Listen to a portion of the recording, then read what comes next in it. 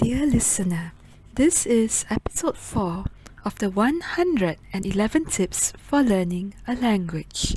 I will dive into our fourth tip. Let your learning flow naturally. Let's say if you are curious about the usage of a word, look it up. On the other hand, if you are interested in verb conjugations, try to conjugate a verb.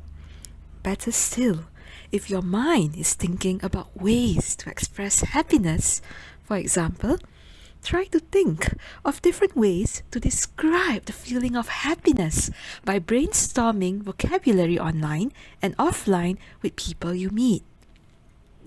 Now, surrender to your inquisitive thoughts. When something in regards to learning pops up in your mind, give it your full attention by searching for all the answers yourself. After you find out the answer or variations of the answer, it will give you a great sense of satisfaction. Now, your question may be random, but this does not matter. Random questions are interesting questions. There is no structure to a random question. So, all the more we would remember it because it stands out like a sore thumb, but in a good way. It is still related to the language you are learning. Perhaps you now know obscure words to describe something. These words may not be frequently used words in the language, but they still are words that exist in the language. Learning need not start from common phrases or beginner's language.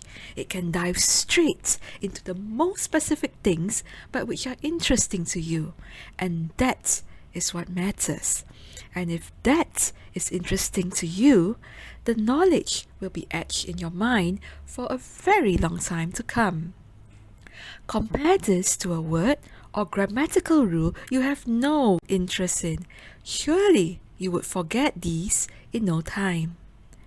When you give in to your inner flow, learning becomes natural and effortless, even if actual effort is required to find the answer.